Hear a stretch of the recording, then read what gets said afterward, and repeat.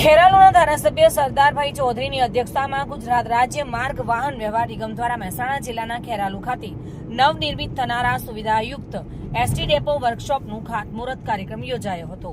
આ પ્રસંગે ધારાસભ્ય સરદારભાઈ ચૌધરીએ જણાવ્યું હતું કે ખેરાલુ એસટી ડેપોનું ભવ્ય અને અદ્યતન બિલ્ડિંગ ₹6,61,00,000ના ખર્ચે નિર્માણ પામનાર છે. ધરોઈ ડેમ હેરિટેજ પર્યટન સ્થળ તરીકે વિકાસ પામી રહ્યું છે, ત્યારે આગામી સમયમાં ખેરાલુ ડેપો પરથી વધુમાં વધુ એસટી બસોની સુવિધા ઉપલબ્ધ થશે.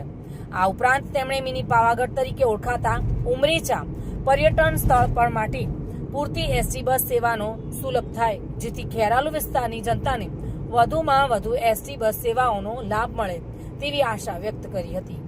વધુમાં તેમણે એસટી વિભાગ દ્વારા લક્ઝરી કોચ, 2x2 બસ, મિની બસ જેવી બસ સેવાઓથી મુસાફરોને ઝડપી સુવિધાસભર તેમજ આરામદાયક સેવાઓ મળી રહે છે.